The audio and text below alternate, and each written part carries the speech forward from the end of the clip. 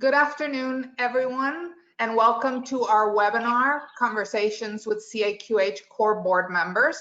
My name is Jessica Porras. I'm a Senior Manager with CAQH CORE, and I'm happy to have all of you here with us today. Let's go to the next slide. I'd like to share a few logistical items. If you go to the right-hand side of your dashboard, you're able to access the slides that we'll be using today. In addition, we'll send you the slides as well as the recording sometime tomorrow morning.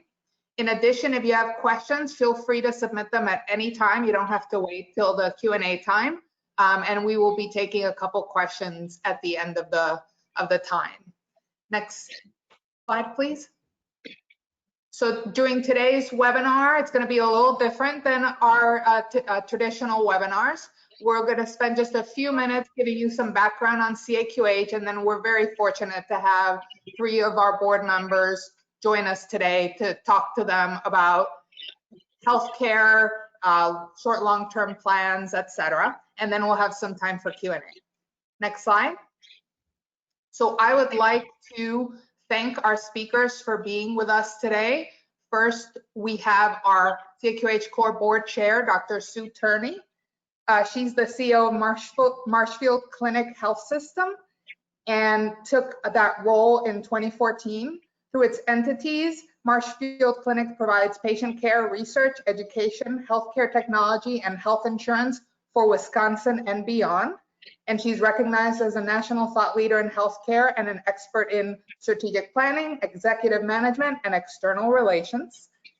Next, I'd like to introduce Tim Kaia, who is CAQH CORE Board Vice Chair, and he's been with UnitedHealth Group and or affiliate companies for about 34 years. As SVP and Chief Operating Officer at UnitedHealthcare Networks, Tim is responsible for managing and improving the tools, capital, contract management, and fee schedule development systems, workflows, and operations used by network contractors and network care providers when doing business with UHC. And I'm also happy to introduce Dr. Marilyn Heine, who is also a CAQH CORE Board member, and she's a clinical assistant professor in the Department of Medicine at Drexel University College of Medicine in Philadelphia, as well as an emergency medicine and hematology oncology physician in Southeast Pennsylvania. Dr. Heine is a tenacious advocate for physicians and patients and has held multiple leadership positions and continues to serve in prominent roles in state and national medical organizations. And today, during our conversation, we will have April Todd as the moderator. She's a Senior Vice President at CAQH CORE and Explorations. Next slide. And now I'm going to send it over to April Todd to continue with the rest of our webinar. April? Great, thank you, Jessica. So before we get in and start talking with our board members to gather their great perspectives on what's happening in the industry and where we're going with CAQH CORE, wanted to talk a little bit about what CAQH CORE does, our mission and vision, and the role that we play in the industry. We're very proud to be an industry-led organization. We work with providers, health plans, vendors, government entities, standard-setting organizations all across the U.S., and very proud to also represent the vast majority of those stakeholders within the industry in the work that we do. And the work that we do, we come together in a multi-stakeholder fashion and work to create operating rules that are business rules that help to support how electronic standards are used within the industry to help reduce administrative burden and to help our providers deliver better care to patients. In the work that we do, we have been designated as the National Operating Rule authoring entity by the Department of Health and Human Services. And we take that role very seriously in helping the industry to more effectively and efficiently use electronic standards while maintaining technology and standards agnostic. As you'll see, we have 3 of our board members on today. Our board members are also multi-stakeholder representatives that serve a vast majority of the industry and provide some very diverse perspectives that you'll see today. So we can go to the next slide, please. The operating rules that we put together, that you'll hear some about some of them today as we have our conversation, really cover the entirety of the workflow from when a patient first is scheduling an appointment to see a provider, all the way through when that patient is getting a prior authorization for additional care, where a provider submits a claim, to all the way through where a provider is getting paid for that care. So the work that we do really covers that entire revenue cycle workflow within the healthcare industry. And then on the next slide, before we get started in our conversation, I wanted to put in a little plug, given that we have a number of you on the line, for some of our most recent operating rules that we are in the process of recommending to HHS for adoption under HIPAA. We have 3 sets of operating rules that we will be presenting to the National Committee for Vital and Health Statistics on August 25th and 26th. And those 3 operating rules have to do with prior authorization and connectivity. Specifically, those operating rules relate to data content, relate to infrastructure, and also relate to how that information is exchanged back and forth between plans and providers. And we're very excited to be submitting this set of rules to NCVHS because prior authorization is one of those topics that we have had a hard time getting automated within the healthcare industry. And we feel that these rules set a very good baseline for improving automation and timeliness. We're also very proud to bring forward our connectivity rules that will help support or promote interoperability and enhance security. And we're looking forward to these rules really setting the stage for additional rules to come that can help improve that convergence that we need between administrative and clinical data within the industry. Public comments on these rules can be submitted to NCVHS by July 24th. We would encourage everyone to take the time and look through the rules and submit comments. And we're also happy as well to provide support for our participating organizations to provide background information to help with that as well. So with that, let's get into the rest of our call and have a conversation with our CAQH board members. So let's start off with an easy one. Sue, I'm going to start off with you first, and just tell us a little bit, what sparked your interest in CORE and in specifically becoming a CORE board member. Well, thank you, first of all, for the introduction of CAQH CORE. It's an important organization to me and has been since I've participated in this group to really think about tying together the pieces of the care delivery and the business of medicine. If you go back just a little bit, I mean, CORE was founded in 2005 and really at its inception brought together industry stakeholders to really simplify the exchange of administrative data. And what I quickly realized is that there wasn't a health system, a health plan, or a vendor that could solve the issues on their own when we consider all of the complexities in transitioning to value-based care. So what I like about CAQH CORE and why I felt involvement was important is working together to really make those transitions feasible, but also scalable nationwide. And there's an urgency here, and we need to make it happen quickly. Obviously, in the last several months, the profound health and economic consequences of COVID have been significant for industry in general. And as a CEO of a very rural health system, when rural health care was already in crisis, we have a population that is older, sicker, and poorer than many metropolitan areas, and have challenges with access to care and very high rates of chronic disease. I see this as being even more important. Being hit with a pandemic, we know that the urgency that we already felt has heightened, and we need to make care more affordable, more accessible, and make sure that we have those right incentives for the providers to really practice in a value-based fashion. So I see CAQH CORE's work to address the operational challenges of value-based payment. This is essential to the patients and the communities we serve, and I believe that it's more important now than ever to be at the table having these conversations. Great, thank you, Sue. I'm going to go to Tim next, a similar question. Tim has been one of our board members with Sue since the very beginning. And so, Tim, can you tell us a little bit about how you came to be a core board member and what that value is for you? Yeah, I'm sure. You know, and I would echo many things that Sue just said, but you know, it's become evident that there isn't anything in this industry that we can do alone anymore as participants in the industry.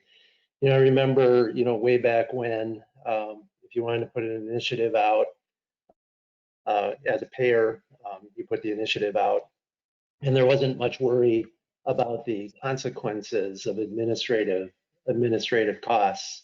And this is going to take us way back when, and then 4010 came along, and X12 came along and helped standardize some things together. But you know, as we look into the future, you can compress, you know, the history of how we have all worked together into a very small window, and the work ahead of us is logarithmic in comparison to where we've been. So when we think about standards, you know, the X12 standards, which we built much of our first core rules based around, and we still do today. But the internet standards, the fire standards, the ability to actually exchange healthcare in the future is going to require us all to work together, and not just payers and not just providers, but the in-between parts, that the systems that we all work on and the interoperability of those systems to move transactions back and forth and to not duplicate transactions and to not create administrative waste inside of our industry that has historically, I think, plagued us. So, you know, and much of the success of CORE around the operating rules that have been put in place already, you can see that being accomplished, and then through the phase 4 rules and the rules that April talks about, and you can see how we have such an opportunity ahead of us, particularly with prior authorization to work together. And I guess the second thing was, you know, Robin called me and said, "Hey, Tim, why don't you come and be a core board member?" But you know, overall, you know, it's one of the few places in our industry, if the only place in our industry, where all the stakeholders can come together and share a common point of view around how we want to do business as the healthcare industry changes. Mm-hmm. Great, thank you, Tim. And then Marilyn, Marilyn is one of our newer board members, and so, you know, Marilyn, would like to hear your perspective as well, particularly coming in as a newbie here, kind of what value you see in being a core board member. Sure, April, thank you. So from a physician perspective, we will always be primarily focused on providing care directly to patients. But we recognize that administrative processes are a necessary and important part of physician practice viability.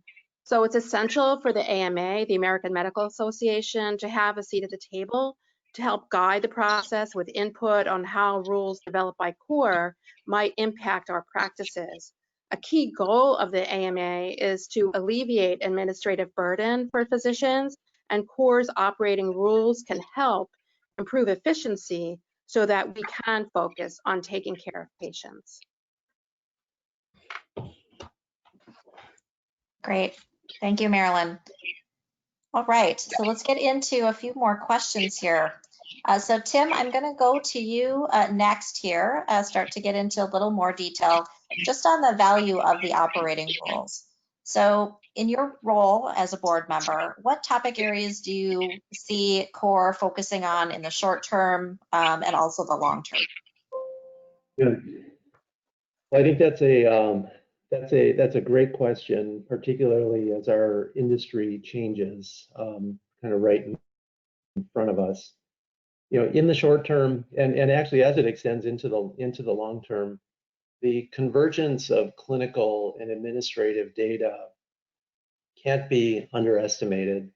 If we focus specifically on administrative data standards, we would lose out on the value of the transaction as it actually helps the development of patient care and the overall cost of exchanging administrative data.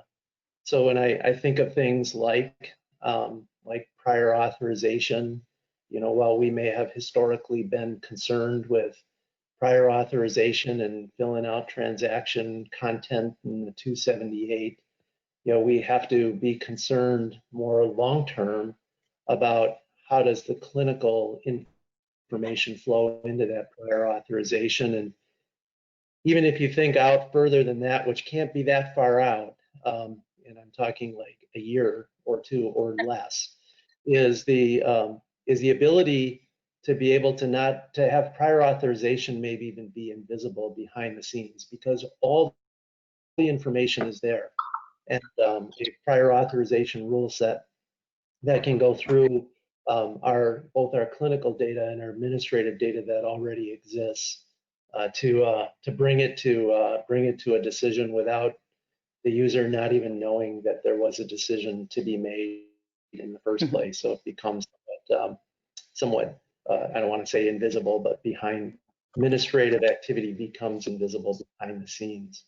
So I see, there is this whole notion of ensuring that content is consistent and rules are consistent across, but then also this notion of being able to use what we all have already through some of the emerging standards such as FHIR in order to create decision support systems that benefit everyone. Right. Thank you, Tim. So Sue, similar question for you. I think particularly coming from the board chair perspective and having been very involved in the things we're working on now, but also as you head out as chair, what are you hoping we think about for the future as well? You bet. Thank you. And thanks, Tim, because the one word you said that I know that I will repeat a couple times in my comments is consistency and automation. And CAQH CORE has really made an important and very important impact on revenue cycle management. And the two things that it has helped to do is create consistency and automation across administrative functions. These transactions are critical for our work, and if we have systems that are not similar, it creates huge challenges for us and a lot of cost in completing our day-to-day operations. So the greater adoption that has resulted from the work of CAQH CORE has really created a very efficient electronic process for all of us. And you think about the future, and we do need to continue to support improvement of the traditional revenue cycle areas. And we talked about it a little bit at the beginning, where we reviewed some of the rules that are being updated or advanced forward because they really truly need to align with our business needs, like value-based care and value-based payment. So I think the opportunities really for the future for CAQH CORE include value-based payment, some of the dental specific requirements, as many health systems are integrating oral care into their portfolio, but even those that are not, supporting consumer data sharing, as we've mentioned, and certainly the exchange of clinical documentation. CAQH CORE is involved in very, very, very important work on value-based payment. And I would remind people that in 2018, there was a report that CORE produced on streamlining value-based payments. And this report really set the stage for us to drive that consistency in data exchange and very, very helpful in guiding the work that needs to be done with payers and providers. So one additional comment in that one of the other focus areas is very, very important to all of our work, especially as we assume different responsibilities for driving care, is patient attribution. And we will need to continue to drive that effort, as well as the interoperability, again, consistent and automated across all of our data exchange needs. Thank you, Sue. So Marilyn, similar question here, and I think you've got a unique perspective in being one of our newer board members as well. You've been involved in some of our near-term things that we're working on, but I think have some good perspectives on where we think we should be going in the future as well. So please share your perspective as well. Yeah, thank you. And actually, to echo what Tim and Sue have said, the focus on automation is one of the shorter term focus goals, is to improve prior authorization. And as a practicing physician and the AMA's representative on the CORE board, I'm very pleased that much of CORE's recent and near-term future work addresses prior authorization automation. Prior authorization is a major concern for physicians, as shown in a new survey with results released by the AMA earlier today, and it consumes significant practice resources. The average weekly prior authorization workload for a single physician consumes nearly 2 business days of physician and staff time, and it can also delay patient care and lead to negative clinical outcomes. Nearly 1/4 of physicians reported that prior authorization has led to a serious adverse event for a patient and their care, and 16% said prior authorization has led to a patient's hospitalization. So the CORE 278 prior authorization infrastructure rule, which was finalized earlier this year, requires health plans to issue final prior authorization determination within 2 business days. This is an important first step to move the industry forward, to improve prior authorization and prevent harmful treatment delays. An important next step in this work is CORE's prior authorization pilot and measurement initiative. This aims to evaluate whether the CORE prior authorization operating rules actually improve workflow and efficiency. And organizations will track changes related to prior authorization volume, turnaround and processing time, and overall impact on administrative costs and efficiency. So we encourage all organizations, no matter their current stage of prior authorization automation, to reach out to CORE to participate in this important initiative. And as most of you know, one of the major challenges to prior authorization automation is exchange of supporting clinical documentation. So to address this, CORE will soon launch a group that will explore operating rules for electronic attachments. Now, on the longer term focus, it's a move to a more agile transaction-based operating rule framework. In the first quarter of 2020, CORE announced a new structure for operating rules that is based on business processes rather than phase. For example, all operating rules that support the exchange of eligibility and benefits information will now be part of the CORE eligibility and benefits operating rule set, instead of being split between the phase 1 and phase 2 operating rule sets. So this new business transaction-based approach has multiple advantages. It will allow alignment between the rules and daily operations, permit a logical organizational structure, and enable CORE certification based on transactions. Another important benefit that has major implications for CORE's future work is enhanced flexibility and more rapid rule development efforts. The new rule structure lays the groundwork for a more nimble, iterative approach to rule updates, in which findings from CORE's research and pilots can be leveraged to regularly revise rules to meet industry's emerging needs and improve adoption of the standard electronic transactions. CORE's current prior authorization pilot and measurement initiative could be a great opportunity to test this new continuous quality improvement approach to rulemaking. Impact analysis through CORE's prior authorization research could inform the next update of the X12 278 operating rules. The goal of rulemaking should always be to keep things moving forward, to challenge all stakeholders to continually improve our administrative processes and efficiency so that we can maximize the resources available for patient care.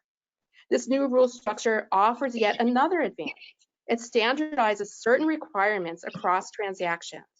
For example, CORE is currently engaged to develop a single connectivity rule that would apply across all transaction rule sets. And there's also been discussion that CORE may potentially update its system availability requirements and make these consistent across transactions. And as a physician, I can attest that healthcare is a 24/7 industry. And we need to ensure that our technologies support 24/7 communication. I am hopeful that improving system availability will be addressed in CORE's upcoming work. Great, thank you, Marilyn. So I have one more question for all three of you, and then we'll go into some pretty specific ones for each one of you. But so I know we've just talked about the near term and the longer term things that CORE is working on, but what do you guys think in terms of new challenges? You know, as a multi-stakeholder organization, what are some of the new challenges that we should be thinking about? And Marilyn, I'm going to go back to you here to start because I know we're starting to get into some of those. But just comment briefly on maybe a couple of things that as new challenges we should be thinking about. Sure, thank you, April. So a major technology trend that we see in healthcare right now is the convergence of clinical and administrative data. I know Tim had mentioned that. With the current work on prior authorization, attachments, and value-based payment models, CORE is well poised to address the industry's emerging need to integrate clinical and administrative information. However, it should be noted that this will involve new challenges for CORE and the rest of the healthcare industry, including the need to ensure that the technologies used by physician practices for administrative functions like billing and scheduling, in essence, talk to clinical EHR systems. This is going to become a larger issue as health plans increasingly require clinical data for payment purposes. We need to find a way for practices and payers to exchange clinical data in a way that doesn't increase practices' burdens and protects patients from payers receiving more clinical information than is needed for specific use. So there will be a need to collaborate with and coordinate across multiple standards, development organizations, such as the X12 for traditional revenue cycle transactions, HL7 for clinical data exchange. It's very important that we stay abreast of rapid changes in technology, such as APIs, the application programming interfaces, which connect different software, and ensure alignment and harmonization across the many ongoing initiatives to both improve prior authorization and facilitate clinical data exchange. Right. How about from you, Tim? Are there new things, new challenges that from a multi-stakeholder perspective that we should be thinking about? Yeah, you know, I'll start with probably a not necessarily new, but one that becomes more important for us, and that's around the concept of certifications. You know, we as a core board have a responsibility to figure out how to get certifications into the marketplace. And certifications, as I think many of you know, are really just proof that in fact we agree to operate a certain way and have the capabilities of operating a certain way. But we've historically had certifications that have sat on the payer space, and I would say that this whole interoperability notion, not just notion, but requirement of how we do business in the future, it's important for certifications to move across the entire spectrum or landscape of healthcare. So, I mean, that'll be a challenge for us to figure out at CAQH, along with CAQH CORE Board, along with the multi-stakeholders that exist there. I would also say that, you know, it just is a couple of other examples around the challenge of using existing data. I think some of the ONC or CMS standards will help free some of that up, but using existing data and not having to duplicate existing data, finding that data where it's available to answer questions so that healthcare can do what healthcare is supposed to do and not exchange administrative data, but do it in the right way. The other thing I would say too is as we look towards the future, this whole concept of eligibility, is somebody covered or not covered, extends way across that initial thought process around does somebody have insurance into various benefit plans and deductibles and cost sharing, things like that. Eligibility needs to become ubiquitous with every transaction that we exchange inside of our business, and that the ability to have eligibility be ubiquitous then leads us to the next really important step in healthcare, and that's to understand cost and cost opportunities that exist and cost comparisons that exist out there, both for the consumer and cost share, but also in the overall cost of healthcare as it exchanges. So, I would say just maybe to summarize a little bit here, the notion of promoting certifications is really a core board responsibility to figure out to ensure the industry is ready, and those that want to be ready can state they're ready. And then two, the actual use of data, and I think Marilyn talked about this really quite well in her last couple of comments. Being able to pick up data from where it exists and use it, and then take the transactions that we once relied on as maybe a traditional EDI transaction into something that becomes just ubiquitous as healthcare exchanges. Thanks, Tim. So Sue, similar question. As you're heading out as board chair, what would you encourage us to be thinking about as kind of new challenges and things to work on? There are always challenges that are in front of us. I think probably two things that I would like to emphasize, because a lot of it is, keeping your house in order as well. And I think Marilyn and Tim both mentioned this. Certainly, the implementation and adoption of the core operating rules is really critical. And I think when we are working as a provider, working with our health plans and vendors, and the fact that they are looking to become certified demonstrates their commitment to that administrative simplification. And that sounds simple enough, but it is a big deal. And especially for any health system that is dealing with multiple payers, multiple plans, and government and private, as well as a self-insured population. So again, that is, it sounds pretty simple, but it is extremely important. And then just the whole interest in certification on the prior authorization operating rules, which Tim mentioned as well. We know that NCVHS and HHS are considering them for potential federal mandate. And I think that getting through this process can really drive an increase in industry adoption, and then goes back to that consistency and automation that I talked about earlier. So it's pretty simple concepts, but very beneficial for anyone that needs to be involved in the revenue cycle and end-to-end testing. Okay. Thank you, Sue. All right, so Tim, I'm going to come back to you on one of the points that you had made, or topics you'd raised about the new CMS and ONC interoperability rules. Share with us a bit about what you think are some of the biggest opportunities and challenges related to these new regulatory requirements. Mm-hmm.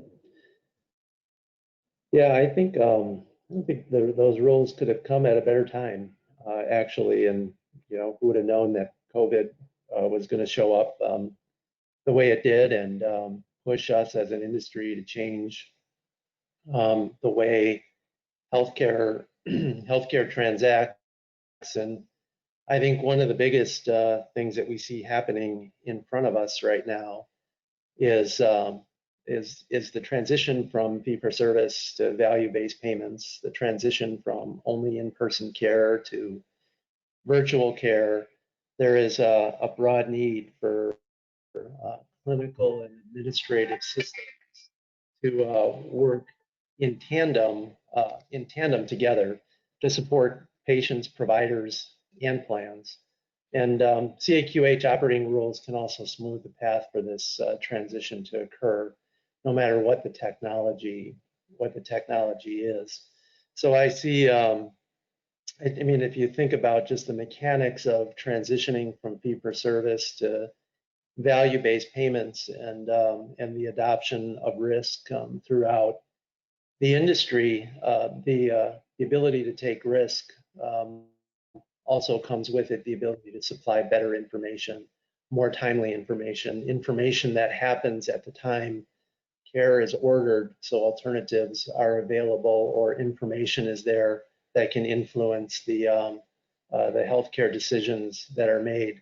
I mean, we are and continue to become more complicated as an industry, and that's not going to get any easier, as I think the cost pressures associated with healthcare continue to mount. So, you know, I think our biggest challenge that we have in front of us is how to make this transition from fee-for-service to value-based care something that's really good for our industry, and that means the exchange of information. And the CMS and the ONC infrastructure rules are there to help us get there, whether we're talking about just transparency in cost, transparency in eligibility, and the ability to exchange clinical information back and forth that will down the road help a patient, a member, a provider, a payer deliver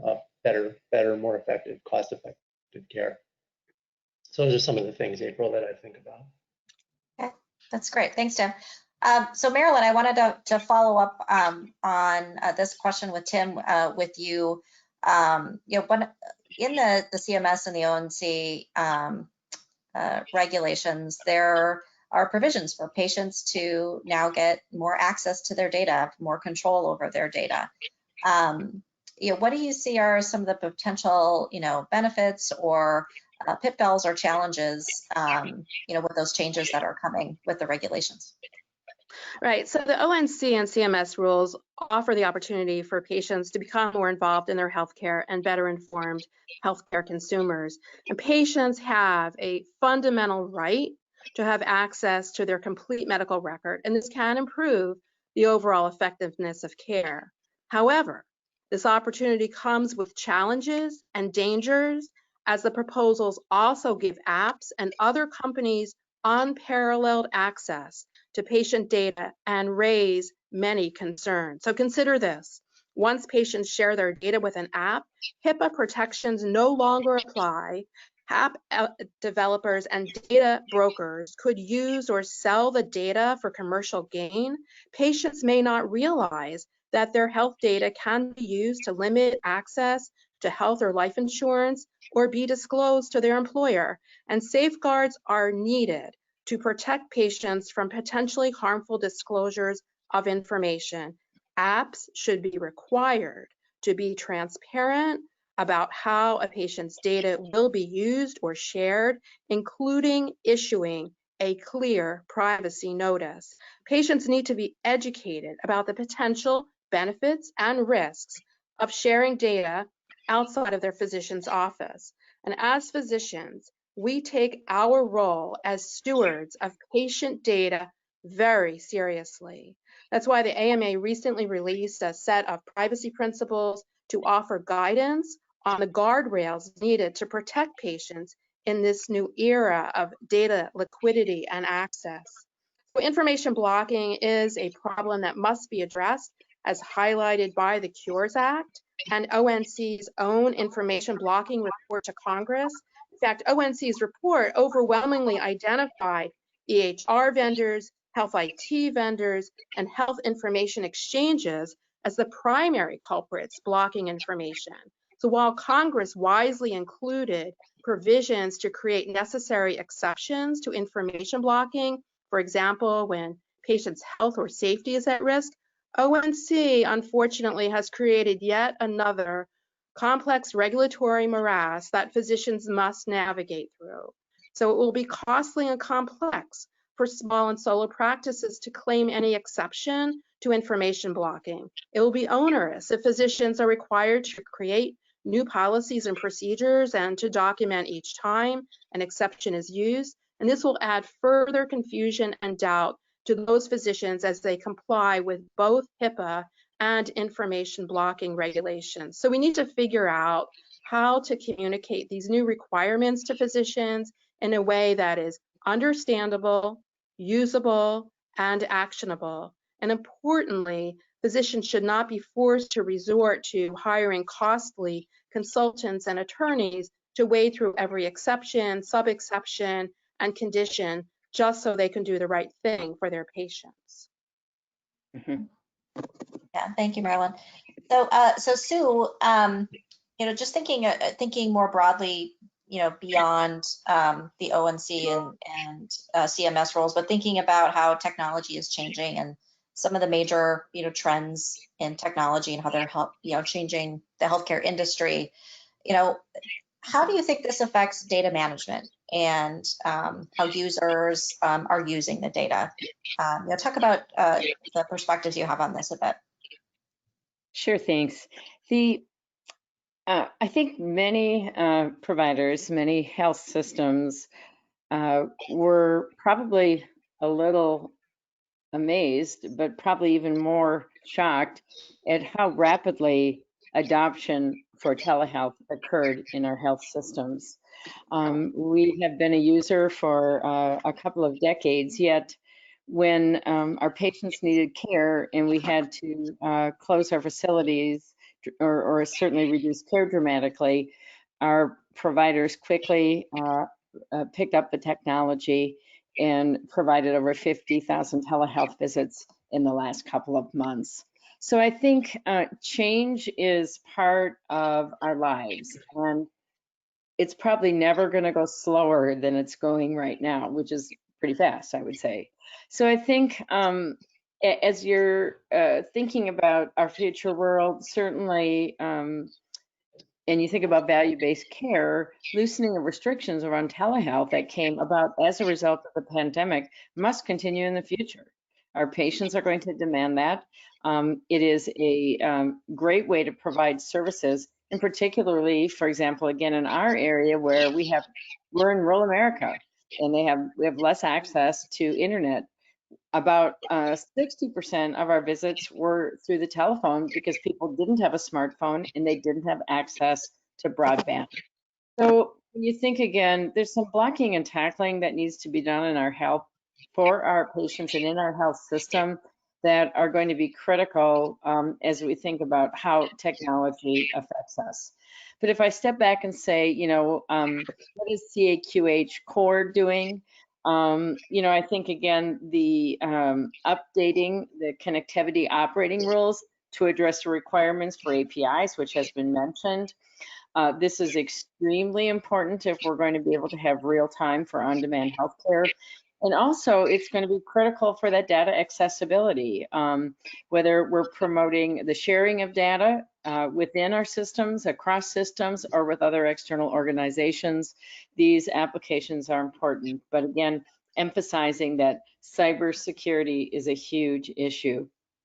And, it's only going to continue to become more important for reasons that have already been mentioned. So if we think about telemedicine, we think about how wearables have emerged, and we think about how our consumers want to be interconnected, privacy is paramount, and we are not able to guarantee that right now. And that accessibility of data, wow, it has to not just be accessible, but it has to be shareable. And we are going to need the data governance and the security measures around that to really protect the data. And I think lastly, the updating of the connectivity operating rules are going to be a significant step. in improving security requirements for data exchange, along with aligning with the industry best practices. I think we can get there. I think it's probably one of the more challenging things that we're going to be doing. People like to hack and they like data, and information is very valuable to people who do things for nefarious reasons. So this isn't going to be a small task, but I do believe it's important, it's necessary, and the criticality of the security is got to be top of mind. Thank you, Sue. Very, very wise comments there. Tim, I want to come back around and dig a little deeper on some of the comments that you've made around the intersection of clinical and administrative data here. And I want you to talk a little bit about what you think the role is of CORE in this, and how we can look at various standards, including X12 and some of the HL7 fire standards, and how we can help them work together from a business perspective. Mm-hmm. Yeah, I mean, maybe two things to start off with is every part of our industry is at a very different or a little different spot in their journey around the things that we are talking about here. And the other interesting thing is that I don't think you're going to see, which is my opinion, but I don't think you're going to see the same sort of top-down approach around adoption, at least not in the near term, of standards that we saw, in the later 90s and the 2000s with the adoption of X12 transactions, 4010 and 5010 data transactions, and the requirement to adopt the same. So CAQH's CORE's operating rules need to be flexible enough to support industry organizations that may be less mature in their standards adoption, but also providing the necessary reach for those organizations that have more mature capabilities. We are in an interesting time of intentional convergence for all the comments that you heard Marilyn, Sue, myself, and April you make regarding the need for administrative data to come together and to talk to one another. We talk about interoperability. I mean, we often forget that we still use phones, we still use portals, and now we're using the internet more and more as we exchange information. And in the world of interoperability, wherever that transaction happens, it has to look the same, and the same answer really needs to be said across all of those different spectrums. So CAQH's CORE's role is really to ensure that the basic rules of the road work. They bring added value, no matter what the medium is, and regardless of the technical standard, that whether we're using an old standard or we're using something that's not necessarily promulgated, if that's the right word to say. But CORE operating rules further encourage adoption of electronic standards and processes by defining fundamental rules of the road that can apply regardless of the content that exchanges across them. So I think you heard today about the prior authorization standards, and I think Marilyn mentioned a 2-day requirement. If you need additional information, a 2-day requirement once you get the information in order to make a decision on that prior authorization. So that's an example really of the fundamental rules that really have nothing to do with technology, but how we're all agreed to operate together. But if we are going to focus on technology and this convergence of administrative and clinical rules, I don't think there's a better example than the attachments work that's going on. And X12-275 is perfectly applicable, whereas if we're in an internet environment and we're exchanging via HL7 CCDA, for example, we ought to be able to accept and ubiquitously use information that comes across both of those standards.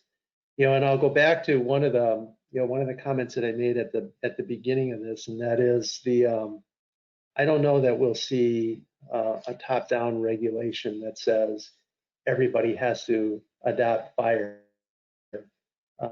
Talked to a number of folks about FHIR, and there's all sorts of different interpretations of FHIR, versions of FHIR that are out there, and for the Da Vinci standards associated with FHIR and how they apply into the various APIs that are going across. So it is going to require our industry to work tightly together.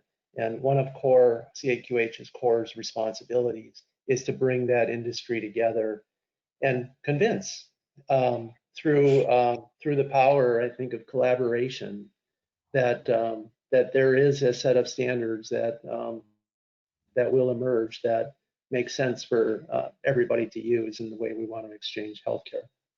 So that, April, that's what I would say on that topic. Okay, great.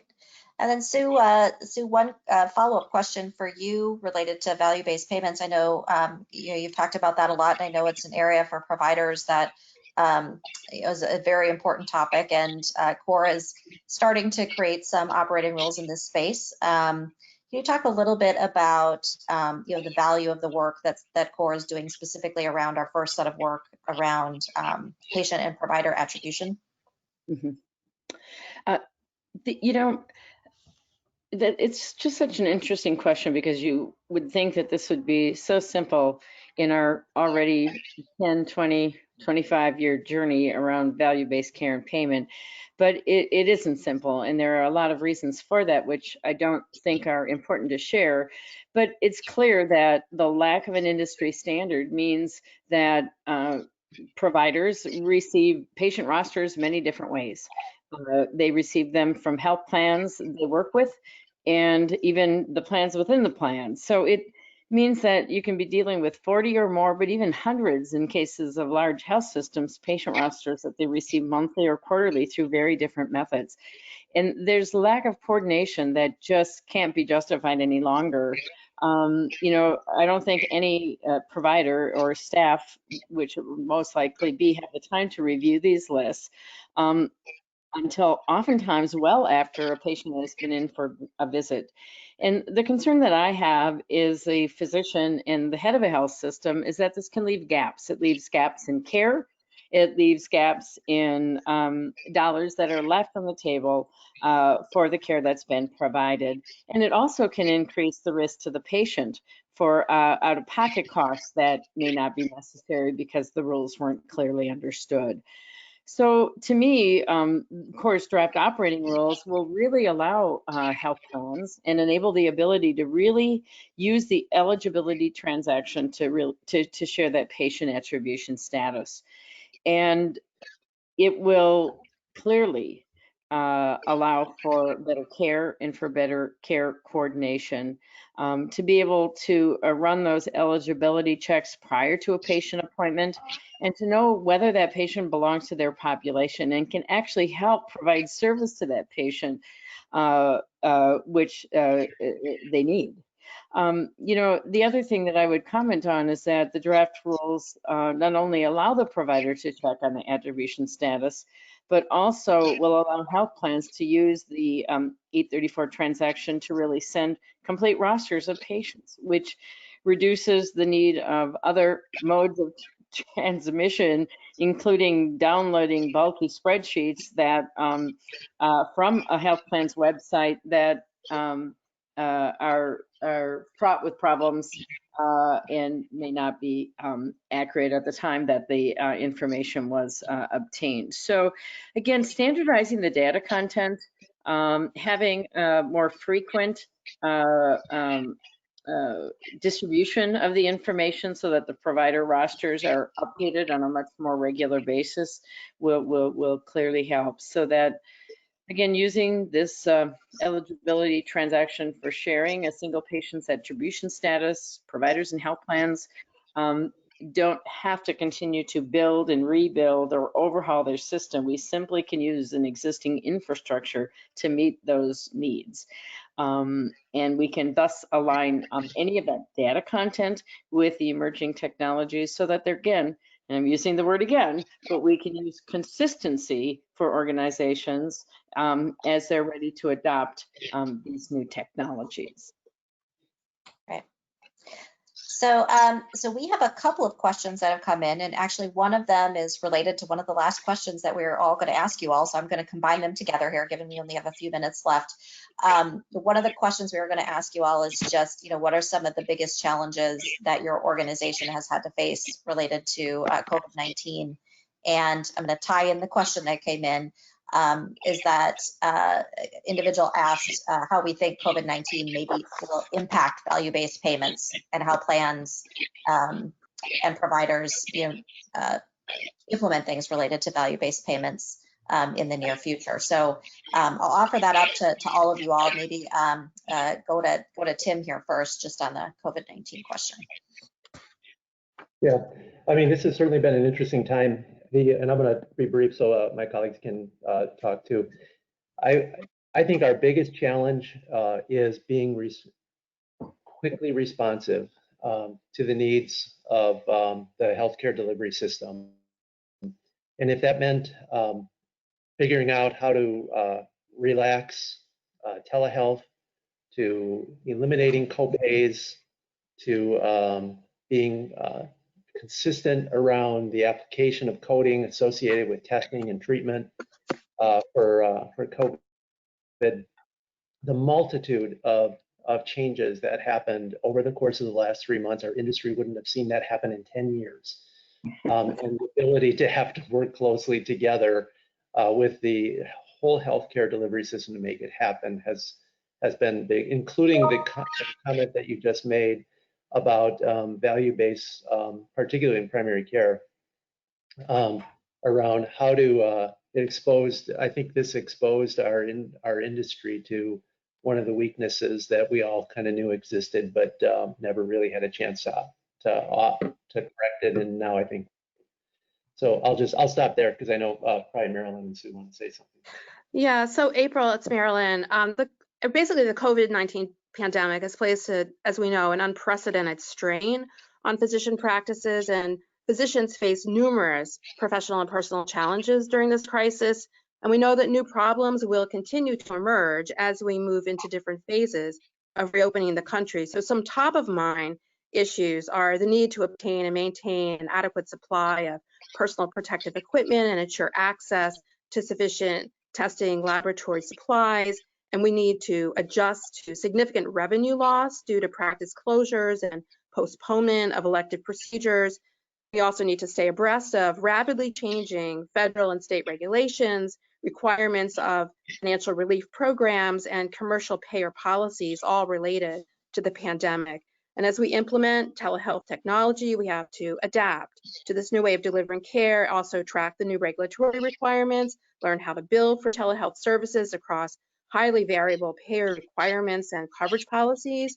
And we also face decisions on how to safely reopen and practice in our new normal, often with fewer administrative staff than before the crisis. You add to that the mental and emotional strain of caring for a high volume of seriously ill patients and the health and safety risks for physicians and our families. So while many of the problems of the COVID-19 crisis fall outside of CORE's direct scope, 3 issues are of paramount importance and very relevant to our discussion, and also touch on the value-based payment as well. So first of all, there's a need for the collaboration between stakeholders that's foundational for all of our organizations' mutual success. And in the time of crisis, it's really more important than ever that we all work together to ensure our healthcare system can provide the timely quality care to patients.